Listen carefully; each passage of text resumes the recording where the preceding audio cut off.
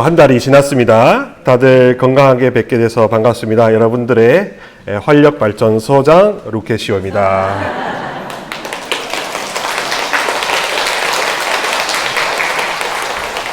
주변에서 하도 귀염둥이 깜찍둥이 어울리지도 않는다고 닥달을 해서 이제 여러분들의 신앙과 일상을 활기 있게 해주는 활력발전소 충전소장이라고 스스로 창업을 하나 했습니다. 예. 그리고 이제 또 놀라운 게 벌써 제가 유튜브를 시작한 지 한 5달 됐는데 제로였다가 이제 340명까지 올라왔습니다. 꾸준히 해서 이제 1000명 넘고 10,000명 넘고 이렇게 할 수 있도록 이렇게 여러 가지로 많이 좀 노력하겠고 많이 도와주셨으면 좋겠습니다. 주변에 알려주셔서 아시죠? 구독과 좋아요 알람 설정까지 해서 많이 이렇게 알려주셔서 구독과 좋아요 누르고 여러 가지 시리즈 좀 보게 해주시면 좋겠습니다. 앞으로 이 우리 재속 회원들뿐만 아니라 좀 더 넓고 그리고 뭐 이렇게 수다 떠는 그런 식의 편안한 이야기들도 좀 담아볼 계획입니다. 자, 오늘 이제 우리가 계속 해 나가고 있는 성령의 빅픽처 시리즈 이제 거의 종착역에 가까웠습니다. 지금 서울에서 부산까지 온다면 지금 한 밀양까지 왔어요, 벌써. 이제 좀 있으면 요한계문헌하고 그다음에 다음 12월 달에 성경과 성화에 대해서 하면 우리의 1년 시리즈가 이제 완성이 될 것입니다. 오늘은 바오로서간의 영성에 대해서 설명해 드립니다. 이 첫 번째 페이지를 한번 보시기 바랍니다. 그러면은 이제 바오로라는 이름에 대해서 한번 살펴보겠습니다. 바오로라는 이름은 라틴어 형용사 파르부스라는 곳에서 유래했습니다. 파르부스라는 것은 작다. 그러니까 사이즈나 여러 가지 면에서 작다, 뭐 little에 해당되는 그런 의미입니다. 그래서 여기서 파생되어서 바울루스라고 됐다고 생각하지요. 그러면 사울이라고 하는 히브리 이름은 무슨 뜻인가? 그러면 사울이라는 바오로라고 할 때 사울은 묻다, 질문하다, 취조하다라는 샤알이라는 히브리어 동사가 있습니다. 샤알. 거기에 그 현재 분사, 형용사적으로 묻고 있는 사람, 취조하고 있는 사람이라는 뜻에서 사울이라고 합니다. 그래서 사울은 처음에는 박해하고 취조하고 질문하고 막 다그치는 사람이었는데 예수 그리스도를 다마스쿠스에서 만난 이후에는 이제 예수님의 작은 종, 섬기는 사람, 모든 사람을 위한 사목자, 마음이 따뜻한 열정에 넘치는 활력 있는 사람으로 변화가 되었습니다.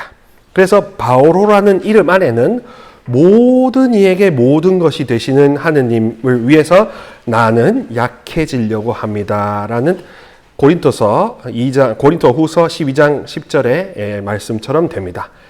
약할 때 가장 강한 사람이 된다는 그 영성을 실현해내고 있는 이름이 바로 바오로라고 되겠습니다.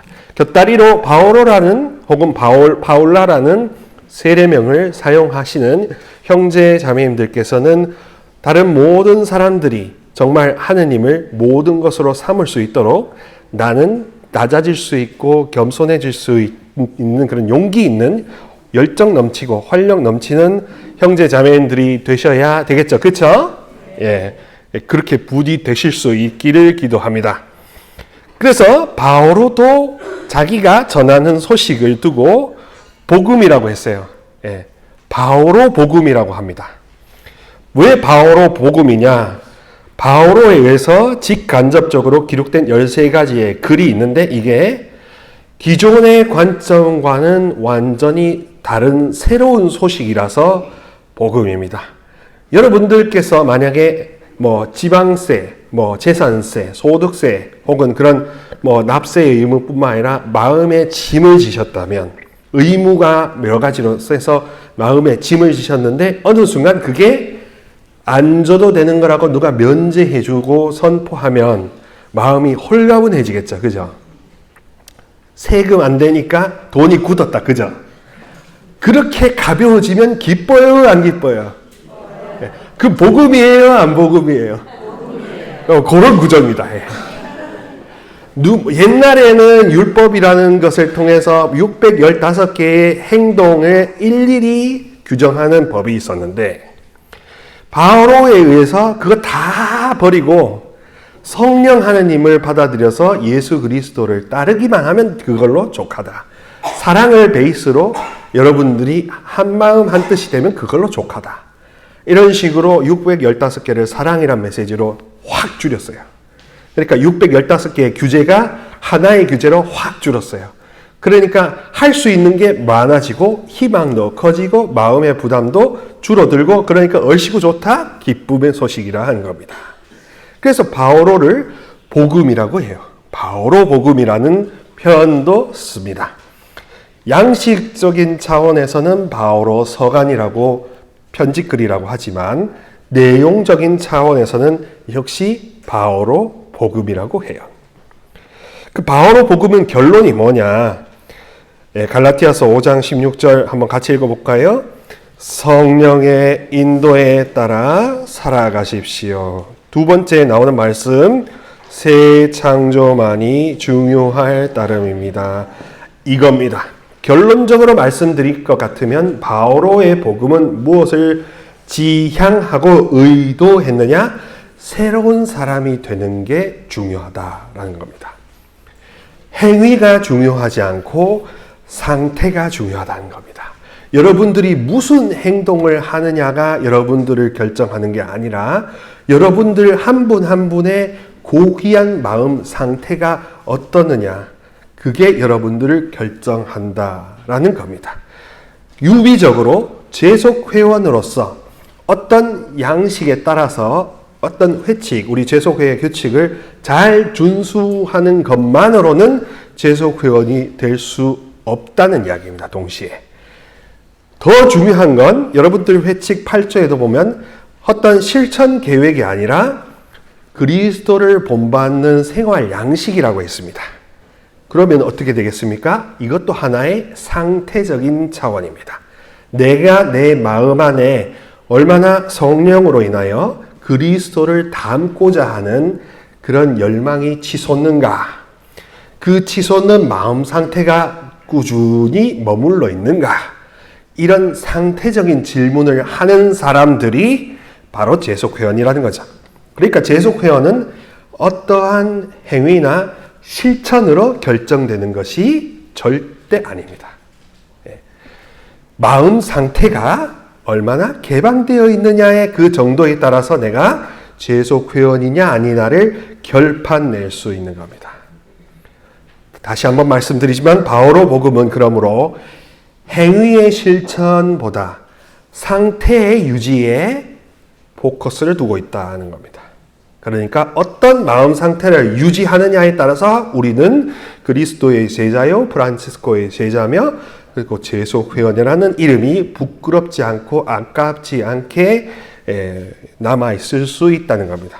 저에게도 마찬가지입니다. 제가 수도복을 입고 있지만 마음에 미움과 증오와 분노와 시기와 좌절과 슬픔이 가득 차 있다면 그게 제 얼굴에 드러날 것이고 제 얼굴을 통해서 보시는 우리 모든 회원님들과 교우분들이 기쁘겠습니까? 안 기쁘겠습니까?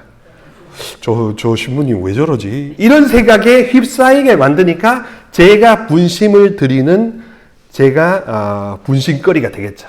그렇게 되면 안 된다 이겁니다. 그래서 바오로 복음의 특징 D는 보면 항상 그리스도 안에서라는 이 단어 표현이 굉장히 많이 나온다는 겁니다. 이거를 상태라는 거와 연관시켜 봅시다. 내가 항상 그리스도 안에 머무르냐? 내가 항상 그리스도를 통해서 내 마음을 들여다보고 치유하냐?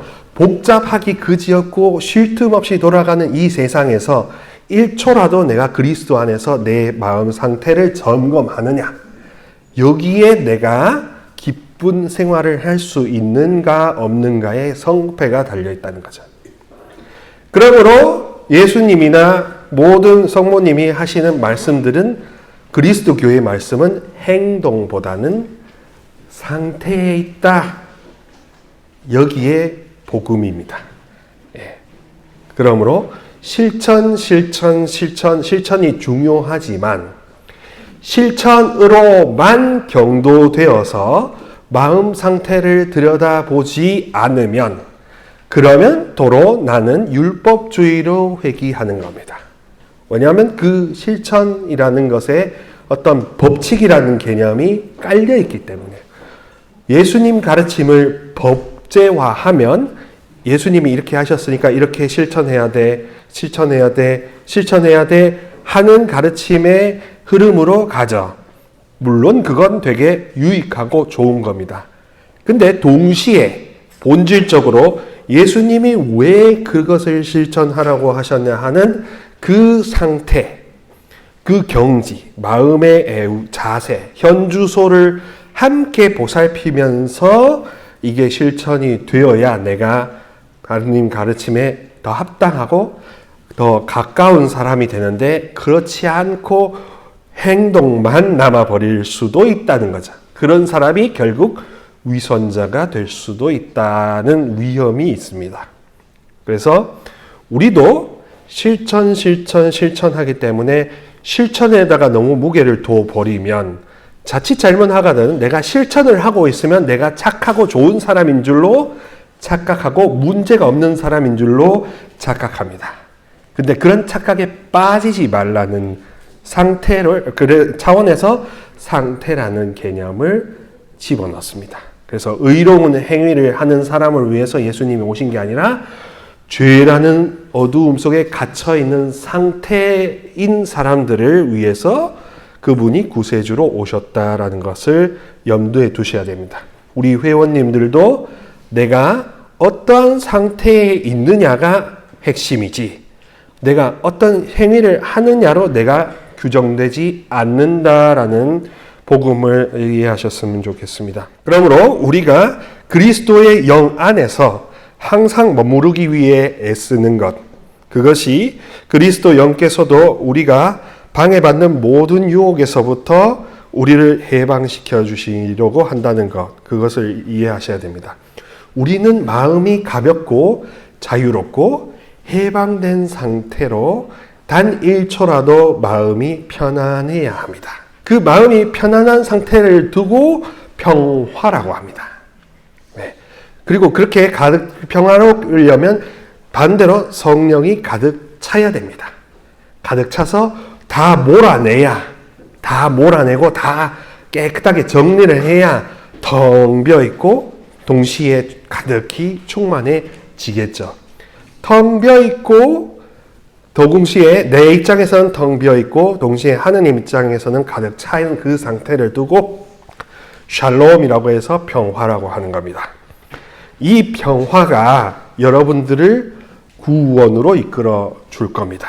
근데 내가 평화롭지 않고 불화로 계속 가득 차 있다면 언제 하느님의 기쁨과 신앙의 기쁨을 느낄 수 있겠습니까?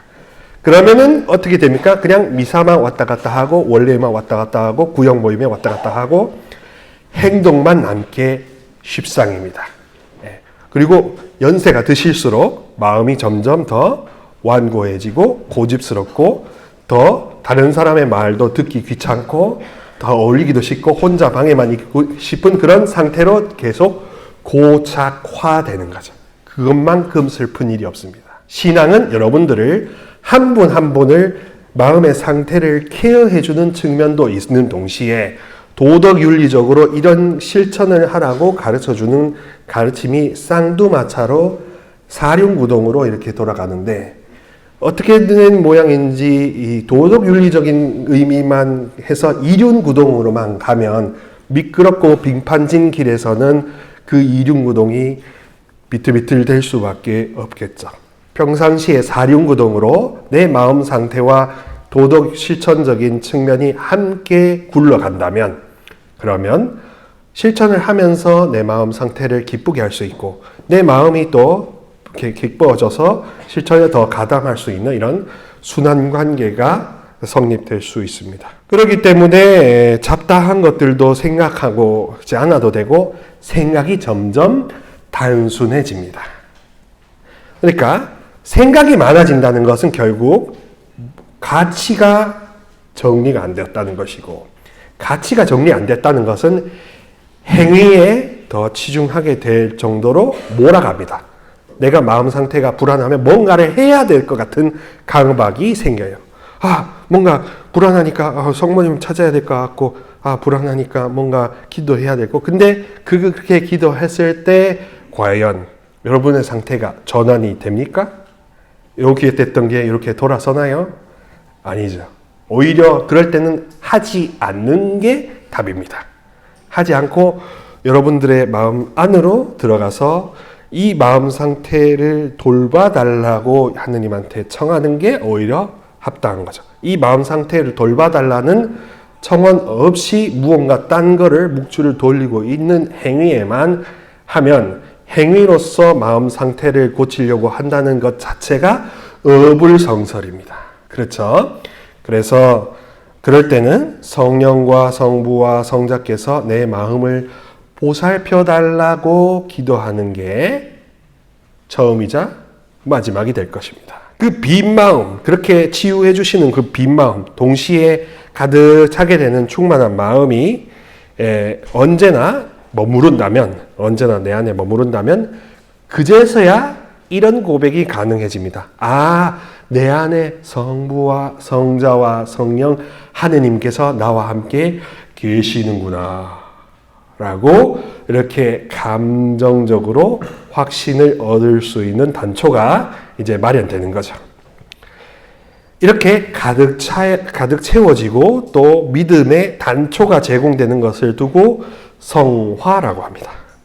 이 성화는 어떤 행위에 있는 게 아니라 우리가 얼마나 성령께 개방되어 있는가, 이 상태에 달려 있습니다. 성체조배는 그래서 행위적으로 관점으로 보면 내가 자리에 앉아서 예수님한테 기도도 묵주기도도 바치고 하는 걸 뭔가 드려야 한다는 차원으로 이해할 수도 있습니다.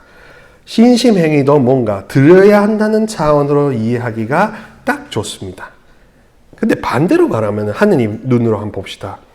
이 앞에 앉아 있으면, 마음을 열어 있으면 주님께서 우리를 가꾸어 주실 게 100%지 않겠습니까? 우리가 뭔가를 드리기보다 그분께서 뭔가 가꿀 대상이 지근거리에 있다면, 멀리 계셔도 할 수 있지만 더 가까이 있다면 더 자세하게, 더 친밀하게 돌봐주실 하느님이라는 것을 우리가 더 진하게 느낄 수 있는 겁니다.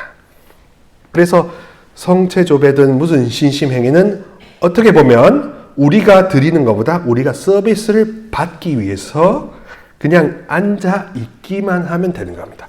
분심이 드는 것에 초점을 맞출 필요도 없습니다. 그분이 다 해주실 거라는 믿음만 간직하면 되는 겁니다. 그래서 마음을 여시고 예수님 당신께서 저를 돌봐주실 것이라는 데에 대해서 믿어 의심치 않습니다 하면 마음이 열리고 그때부터 마사지가 들어가는 겁니다. 그래서 경락 마사지가 아이고 야는 여기에 마음이 뭉쳤네 이렇게 해가지고 여기 혈자리 눌러주고 해서 마음이 몽글몽글해질 때, 애기 같아질 때 이런 것을 두고 영적인 감화라고 하는구나라고 알 수도 있습니다. 그렇게 우리는 서비스를 받기 위해서 성당에 오는 겁니다. 그리고 서비스를 주시기 위해서 저분은 저렇게 십자가에 매달린 상태까지 가셨던 겁니다. 그래서 죽음까지 가셨던 상태인 겁니다. 뭔가 우리가 해드리기보다 그분께서는 우리에게 더 해주고 싶어 하신다. 항상 사랑은 하느님 입장에서는 비대칭적이다 라는 것을 염두에 두시기 바랍니다. 우리가 드리는 것보다 그분께서 해주고자 하시는 게 100배, 1000배 더 커요. 그러니까 비대칭적이에요, 원래부터가. 근데 뭔가를 해드리려고 자꾸 강박관념을 가지면 그 강박관념이 분심거리로 남아 있습니다. 그 뭔가 해드리려는 강박에서 벗어나서 뭘 하지 않고 그냥 있으면서 내가 당신 자녀입니다. 당신께서 나를 돌봐주실 것이란 데에서 한치의 의심도 하지 않습니다 하는 그 상태가 오히려 더 저분을 기쁘게 해드린다는 겁니다. 그게 바로 성화로 가는 지름길입니다. 뭔가를 하기보다. 그래서 어떤 행위보다 어떤 상태, 특히나 개방된 상태, 성령과 연합하겠다는 결심이 달려있는 상태를 설명하는 거고, 이것을 두고 큰 선물이라고 하는 겁니다. 그리고 동시에 우리에게 항상 그 상태에 머물고자 하는, 머물어야 된다는 어떤 책임도 있습니다. 그래서 바오로 복음은 그렇게 우리에게 상태에 머물러라, 개방된 상태로 머물러라, 하느님께서 모든 일을 하실 수 있도록 너는 그 자리에 있기만 하면 된다. 네가 어디에 있든지 그냥 눈을 감고 그분을 찾기만 하면 된다. 그래서 복음이라는 겁니다. 뒷면에 보시면 그래서 바오로 복음이란이라고 되어 있습니다.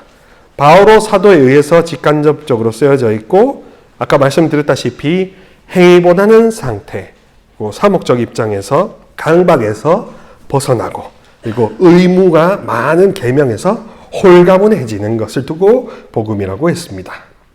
13개의 서간을 두고 제1 바오로 서간, 제2 바오로 서간, 그리고 사목서간이라는 3개의 카테고리로 분류를 합니다. 제1 바오로 서간이라는 것은 바오로가 직접 자신의 친필로 썼다고 의심이 되지 않는 친필서간을 이야기합니다. 그리고 제2 바오로 서간은 그의 바로 후계자들이 썼다고 생각하는 겁니다.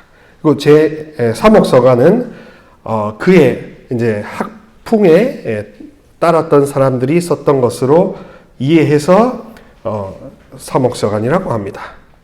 그리고 여기 쉼표 이렇게 되어 있는 것은 쓰여진 연대기 순서대로 제시가 된 겁니다. 그래서 데살로니가 1서가 제일 먼저 쓰여졌고, 고린토 1, 2서, 그 다음에 필리피서, 필레몬서, 갈라티아서, 로마서, 이게 이렇습니다. 그래서 데살로니가 1서의 문장은 굉장히 투박한데 조금 더 사목적이고 열정적이고 권고하고, 로마서로 갈수록 무슨 논문집처럼 문체가 좀 딱딱해지는 경향이 있습니다.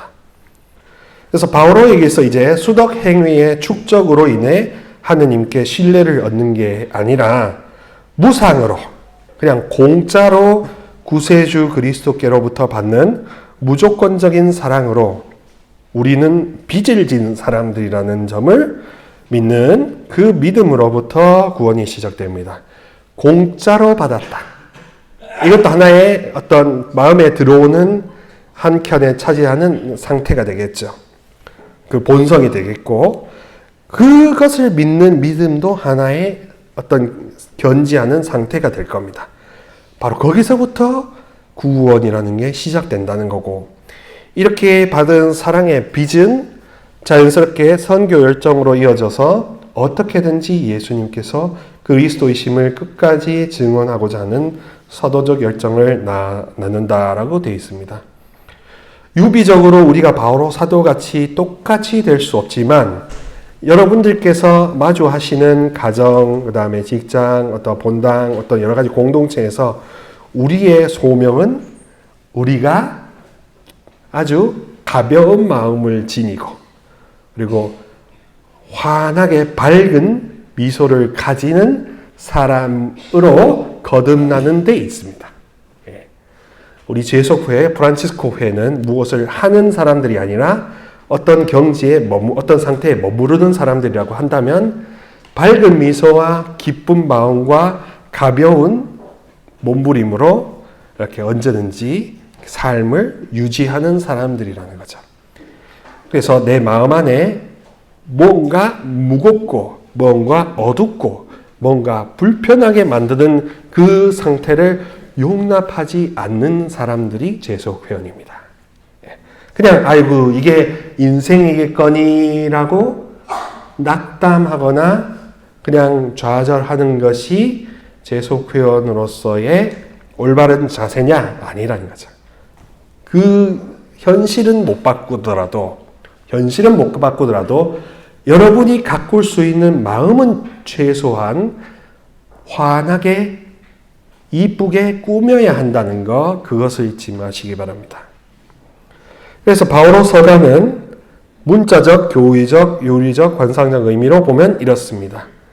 문자적 의미는 바로 바오로도 복음이기 때문에 예수님이 구세주시다, 메시아시다, 우리 마음을 밝혀주시는 그런 분이시다라는 것을 알리고자 하였습니다. 그래서 로마서 말씀 같이 한번 읽어보실까요? 그분께서는 육으로는 다윗의 후손으로 태어나셨고 거룩한 영으로는 죽은 이들 가운데서 부활하시어 힘을 지니신 하느님의 아드님으로 확인되신 우리 주 예수 그리스도이십니다. 여기 보면 육으로는 다윗의 후손, 유대인이라는 것을 뜻합니다. 그러면 겉보기는 평범한 유대인인 거예요. 별 다를 바 없는 사람입니다. 근데 거룩한 영으로는 부활하셔서 아드님으로 하게 되신 예수님이십니다. 그래서 그게 복음이라고 하면 우리에게 말하는 복음화라는 건 뭐냐? 내면이 예수님 그리스도의 영과 최대한 닮을 수 있는 데까지 닮는 것을 두고 복음화라고 하는 겁니다.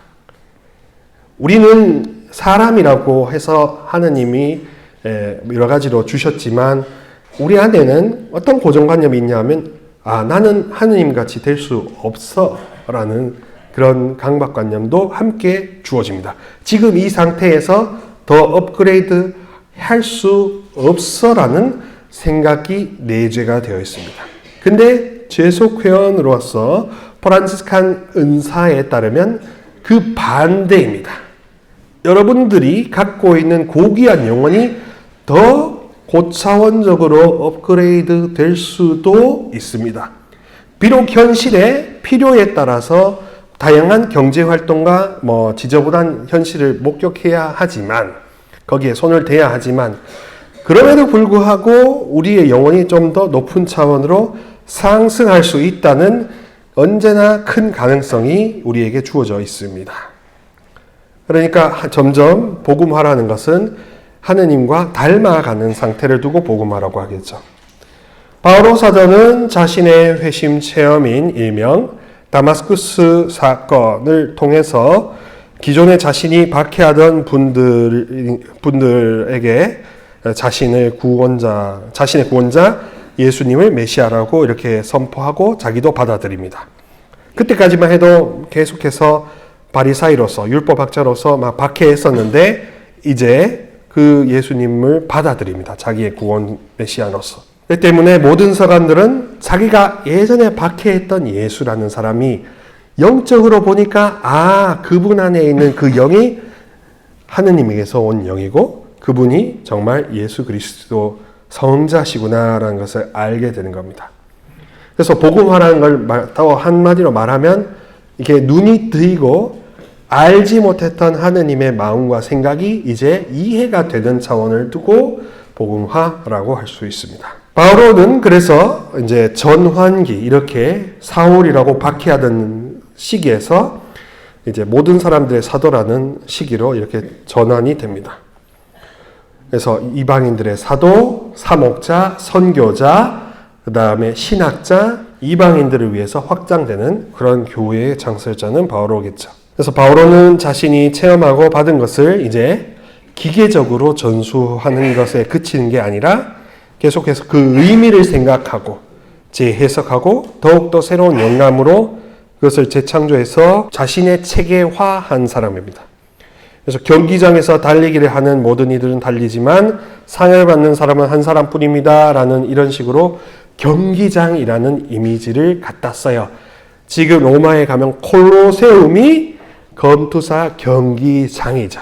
거기서 많은 사람들이 순교자들이 사자밥이 되었고 검투사들에 의해서 찔려가지고 이렇게 했던 사람들입니다. 그리고 마차 경주도 했었죠. 그런 것을 빗대어서 복음의 여정을 경기장과 연관시킵니다. 이렇게 바오로 복음도 기본적으로 우리가 겉으로 보는 예수 그리스도가 그냥 겉으로 보고 끝나는 게 아니라 알고 보니까 하느님의 아드님이셨다라는 것을 전파하는 기능을 갖고 있습니다. 문자적으로. 그 다음에는 이제 뭔가를 가르치고 해야 될 것인데 그 가르치는 교의적 의미는 바로 여기에 나와 있듯이 성령께서는 그리스도 삶의 원천이시다라는 겁니다. 바오로 사도로부터 이제 성령 쇄신이라는 게 시작되었어요. 성령 기도회라고 하는 단체가 있죠. 우리 성령 쇄신. 그것의 어떤 원초적인 모델로서 바오로를 들 수가 있습니다. 왜냐하면 성령과 율법의 대조를 통해서 율법은 뭔가 법칙을 계속 계명을 계속 부과하는데 성령은 그 계명을 하느님 한 분으로 이렇게 다 통합시켰기 때문에 그랬죠. 그래서 성령은 신약 성경의 그 어느 책보다도 중요한데 특히나 바오로 사도에게 더 많이 중요합니다. 성령께서는 분명히 하느님과 연관된 분이시라고 사도가 주창하였고요. 그리고 성령께서는 하느님의 영으로 거룩하신 영으로 그리스도에게 주어졌다라고도 언급합니다. 그리고 성령께서는 하느님의 마음을 아시는 유일한 분이시면서 성령께서는 하느님께서 당신 백성 가운데 현존하신다는 것을 그런 확신을 우리에게 심어준다는 거죠. 인간에게 하느님의 지혜를 선사하시면서 하느님과 서로 통하게 만들어주시는 굴착공사의 소장이라는 겁니다. 터널을 뚫으려면 이쪽에서도 뚫고 저쪽에서도 뚫어가지고 가운데서 만나면 박수치면서 악수하잖아요. 이쪽에서는 우리 인간의 영으로 막 그 지혜로 이렇게 뚫려고 하면은 저쪽에서 굴착공사하는 담당은 성령이시라 이거죠. 그래서 성령과 우리의 영이 만나면 가운데서 악수하고 얼싸안고 그러면서 훨씬 더 확장되고 기쁜 마음을 느낄 수 있습니다.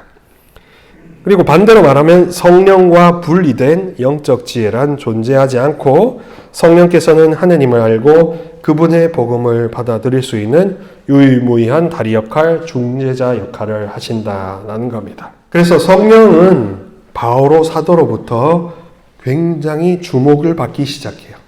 그리고 성령이 없이는 그리스도인이 될 수 없다는 이야기를 합니다. 성령 체험이 굉장히 중요하다고 할 수 있어요. 그렇다고 해서 지금 현재 하는 성령 쇄신 기도의 그 모양대로만 성령 체험을 하느냐? 그건 또 아닙니다. 그런 형태로서 집중적인 은사 체험을 하는 경우도 있지만 일상 안에서 성령 체험을 할 수도 있죠. 어떻게 합니까? 여러분들의 감정을 통해서 성령을 체험할 수 있습니다.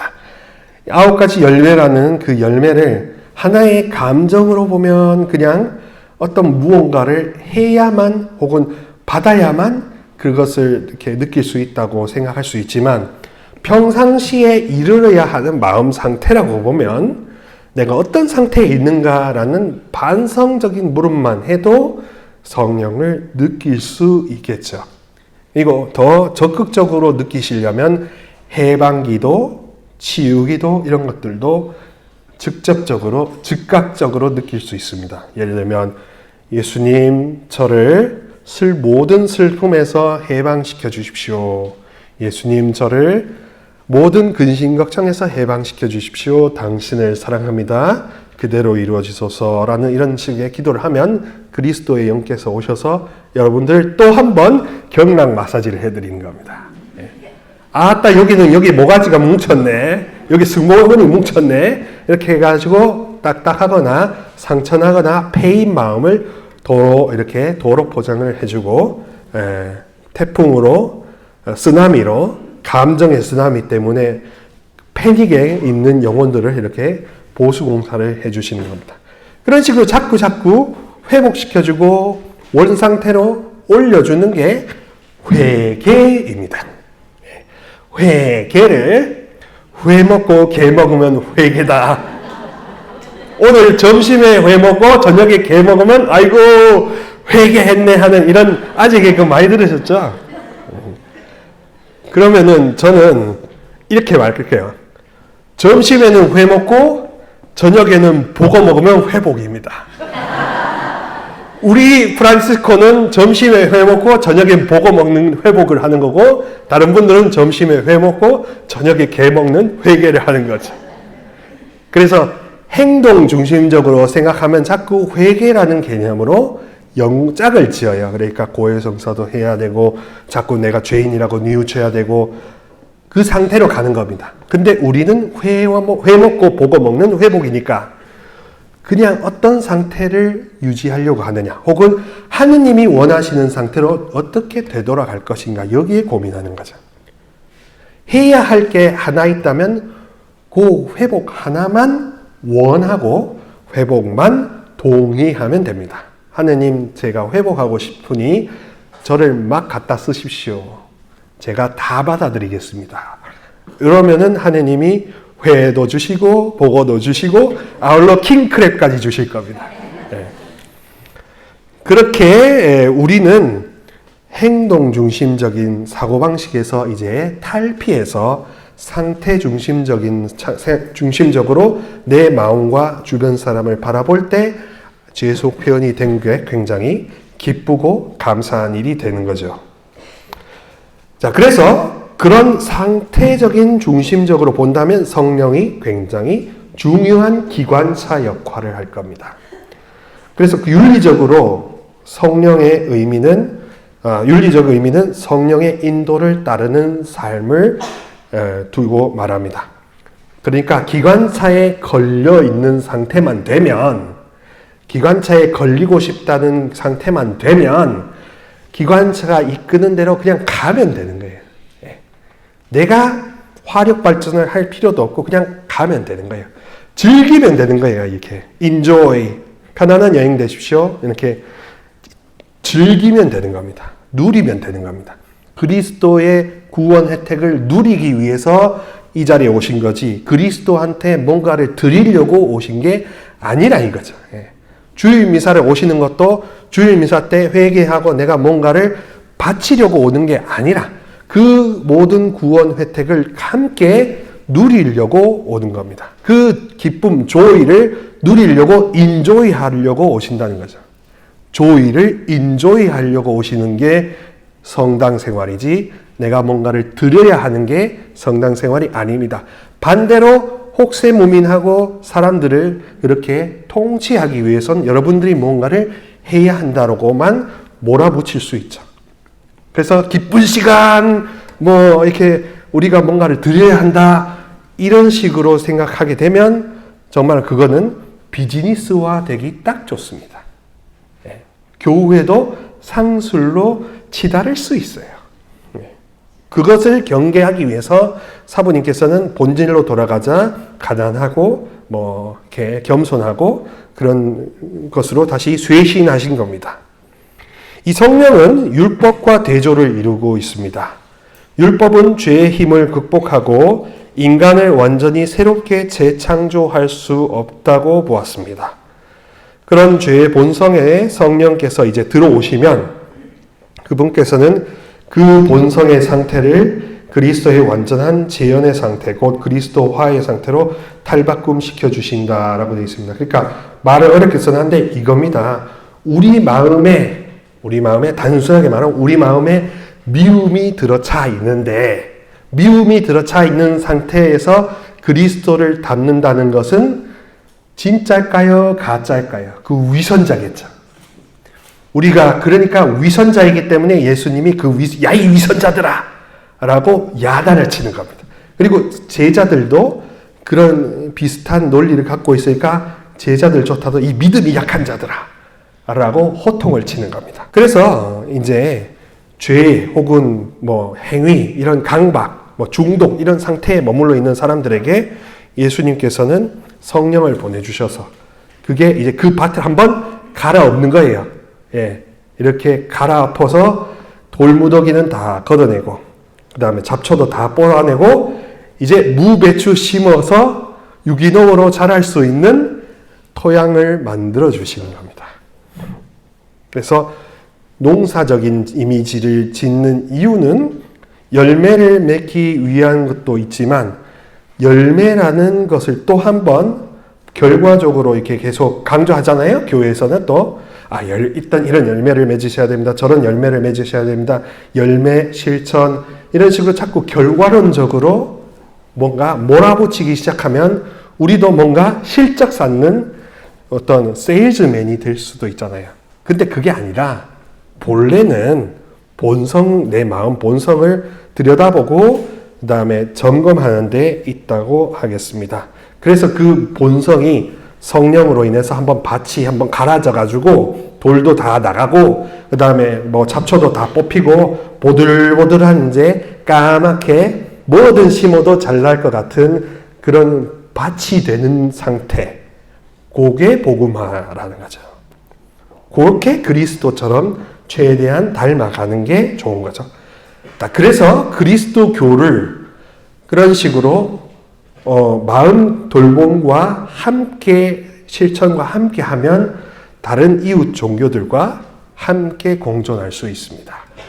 우리는 마치 그리스도의 어떤 열매를 맺는 사원으로서 계속 이렇게 복무해야 된다라는 강박을 갖기 시작하면 한도 끝도 없을 겁니다. 그러면 마음이 허전하면 성당에 오는 게 아니라 다른 데 가요.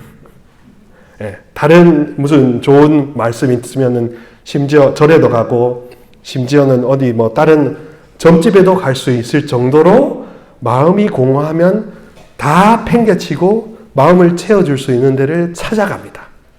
그렇죠?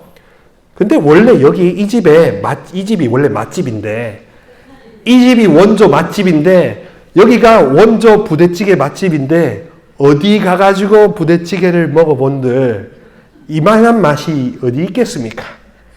그래서 우리가 원조 맛집이니까 원조 맛집을 좀 리모델링 하자고 프란치스코 회가 생겨난 거죠. 예. 우리가 원조 맛집입니다. 그 원조 맛집에 사골 100% 육수로 만든 신선한 스햄으로 만든 원조 부대찌개를 한번 다시 재현해보자 하는 게 프란치스칸 영성인 거죠.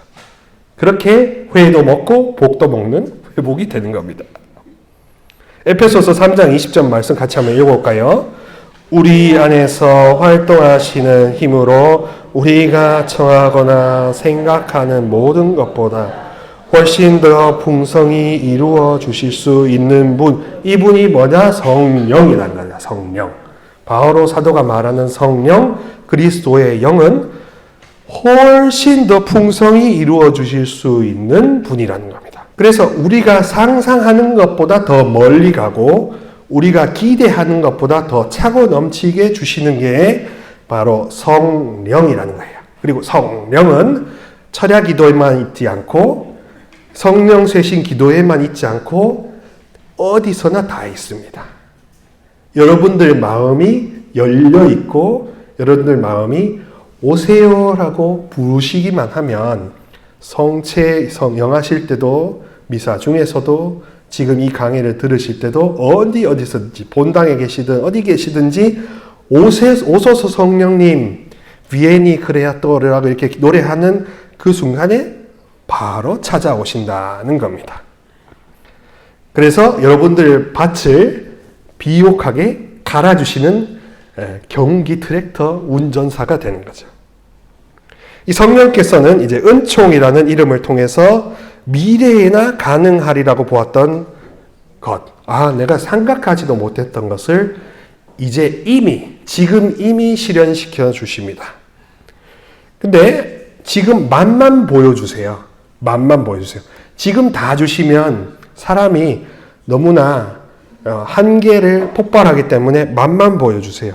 그래서 계속 꾸준히 찾을 수 있게 해주시니까 완전하게 충만하게 종결을 시키지 않는다고 해서 종말론적 윤리라고 합니다.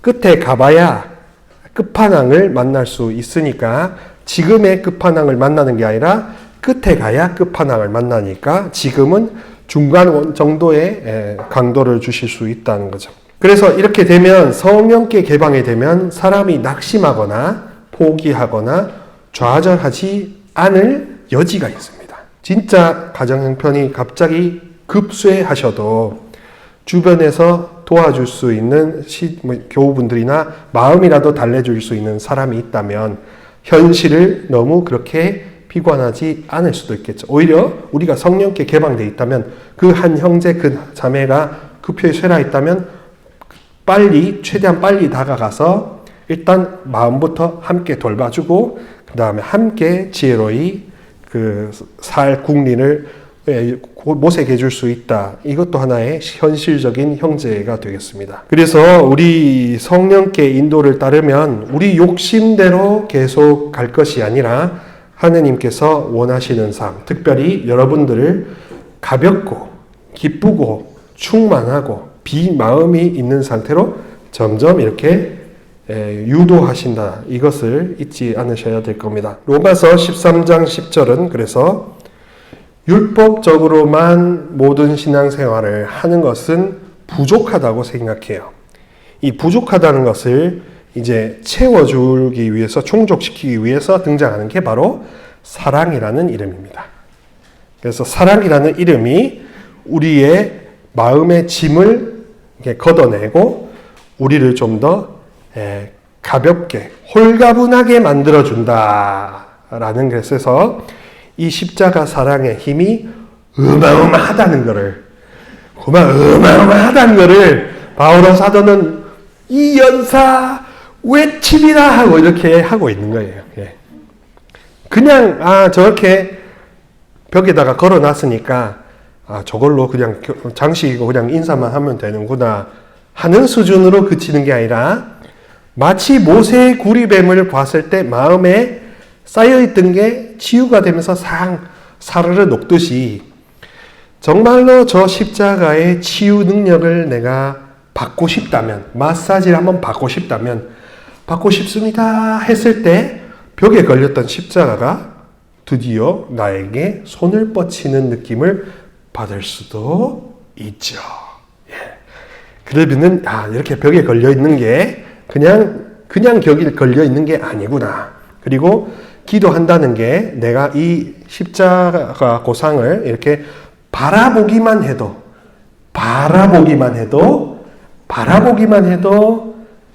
그게 기도구나.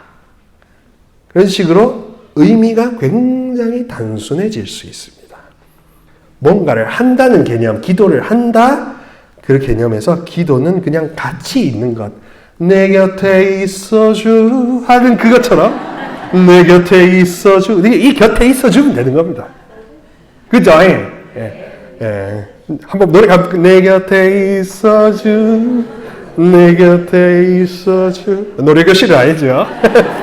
내 곁에 있어주면 되는 겁니까? 그리고 날 떠나지 마, 가지 마 이런 노래 가사들 하고 비슷한 겁니다. 결국에는 뭘 한다기보다 뭘 하니까 사랑하는 겁니까? 같이 있으니까 사랑하는 겁니까? 같이 있으니까 사랑하는 거지. 그게 일본이지. 그 다음에 백도 오고 차키도 오가고 이제 상품권도 오가고 아나 여기 어머 다이아몬드 카드네 이렇게 해가지고 이런 물질이 오갔을 때 이게 좀 더 오고 가는 머릿속에 싹 트는 우리의 신뢰가 되는 거지. 첫 번째는 내 곁에 있어 달라는 거잖아요.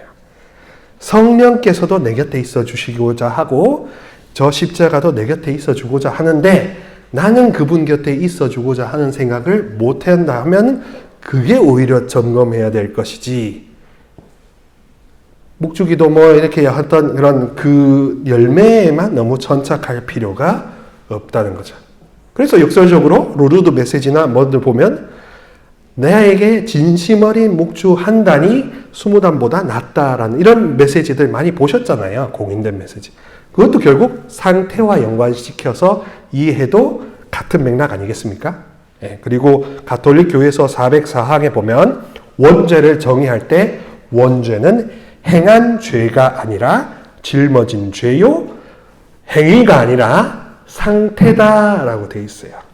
그래서 우리의 구원은 그렇게 어두움으로 기울 수 있는 그 상태에서 완전하고 안전하게 해방되는 것. 마음이 빠져나와서 아이고 살았다 라고 이렇게 할 수 있는, 고백할 수 있는 경지까지 가는 것을 두고 구원이라고 합니다. 그러니까 결코 행위에만, 열매에만 집착하지 않으시기를 바랍니다. 자, 그러면은 이제 행위냐 상태냐라고 했을 때 제가 하는 답은 상태죠. 그리고 바오로 사도도 상태고, 회복이라는 상태, 내 곁에 있어 달라는 상태, 그 상태에 머무르는 것을 두고 복음이라고 하는 겁니다. 이제 관상적 의미는 어떻게 되냐 하면 그리스도화, 새 창조의 초대에 대한 응답, yes to God과 감사의 마음이라고 써놨습니다. 갈라티아서 5장 16절 말씀을 같이 한번 읽어볼까요? 성령의 인도에 따라 살아가십시오. 그러면 육의 욕망을 채우지 않게 될 것입니다. 성령의 인도에 따라 살아가십시오라고 하니까 이것도 계명적으로 이해할 수 있습니다. 거듭거듭 말씀드리지만 계명적으로 이해하지 마십시오. 법칙으로 이해하지 마십시오. 돌봐야 될 상태로 보십시오. 내가 어떻게 내 마음을 돌볼 것인가? 그 원리로서 성령의 인도라는 원리가 존재하는구나. 다시 말해 성령께서 나를 인도해 달라고 내가 원하기만 하면 되는구나. 이런 거죠. 그런 다음에 원해 보시면 언젠가는 경험이 찾아올 것이라 믿습니다. 그러면 생각지도 못하는 흔적들을 경험해요.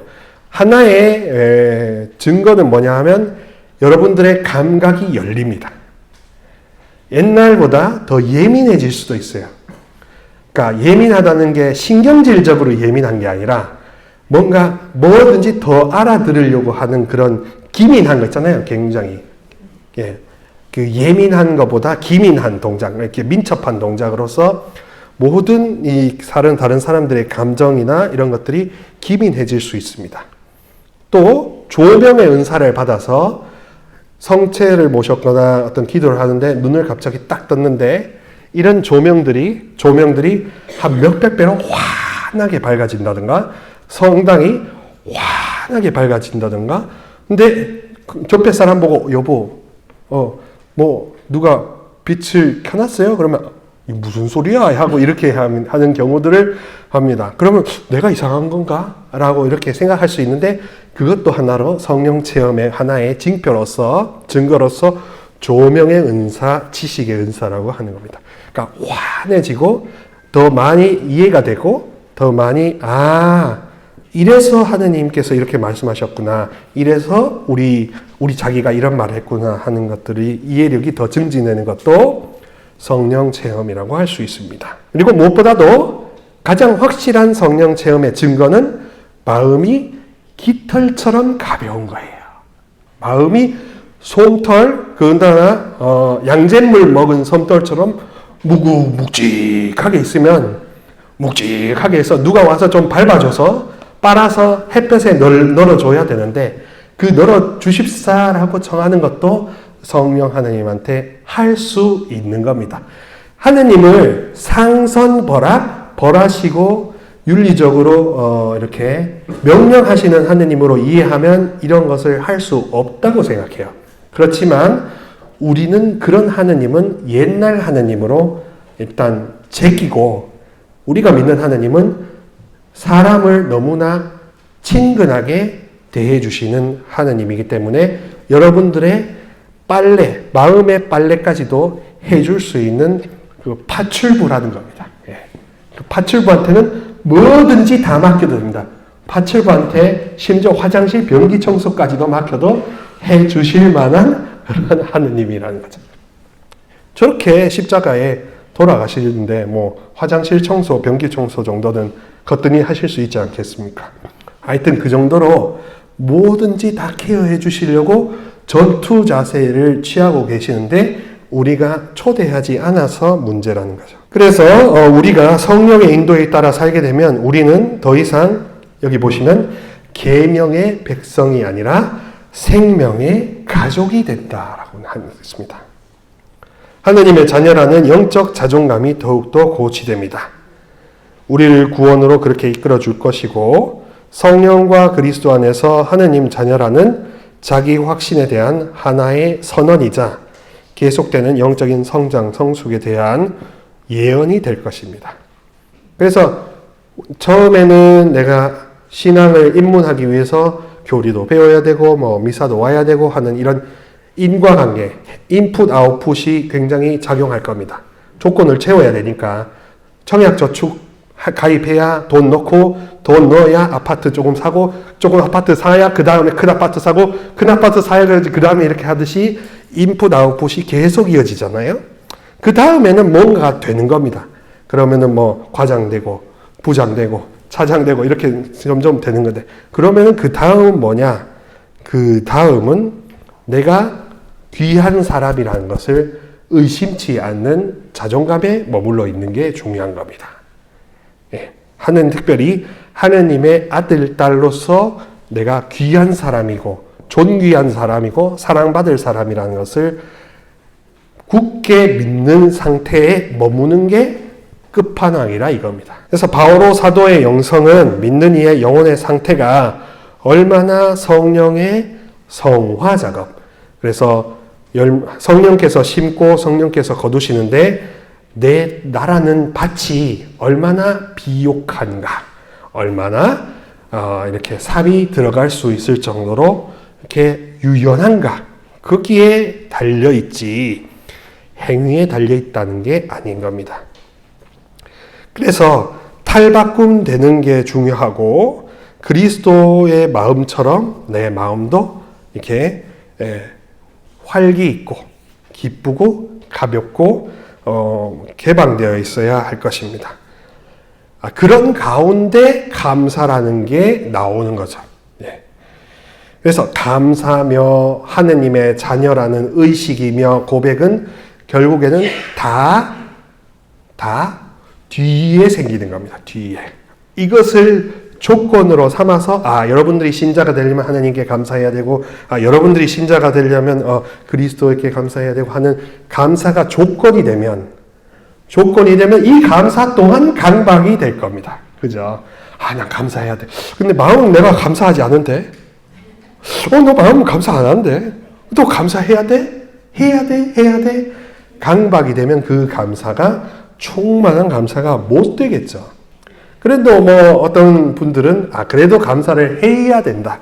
감사해보면 뭔가 우러나오니까 경운기 시동 걸듯이 감사가 본물 터지듯이 통통통통통통 이렇게 터질 수도 있다라고 하겠지만 저는 상태 중심적으로 봐서 여러분들 마음을 돌보는 일부터가 가장 급선무고 그 다음에 거기에 비료가 되는 게 감사고 그 감사라는 비료가 좋은 열매들을 이렇게 일구게 만드는 힘을 준다. 그 지력을 더 업시킨다라는 거죠. 깻묵의 역할을 하는 겁니다. 깻묵. 그래서 마음 상태가 1번, 그 다음에 감사라는 비료가 2번, 그 다음에 이런 다른 여러 가지 실천들은 3번. 1, 2, 3가 그렇게 된다고 생각합니다. 그래서 무엇보다도 우리는 그래서 프란치스칸들을 보고 개방성이 중요하다고 하잖아요. 개방성. 마음을 얼만큼 열고 다른 사람한테 얼만큼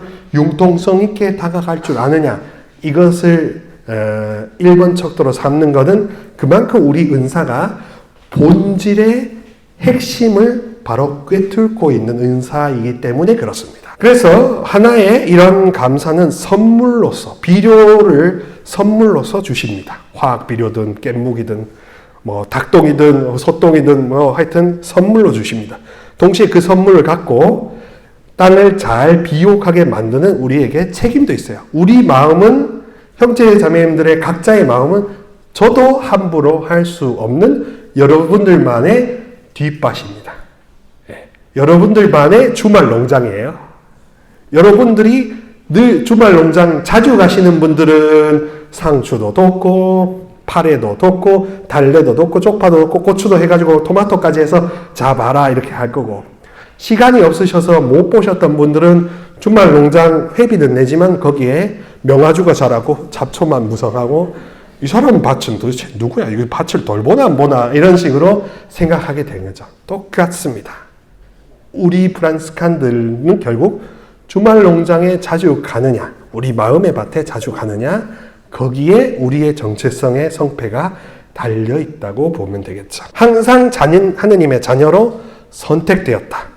이런 특권을 이렇게 받았다. 이런 책임감이 굉장히 중요할 것입니다.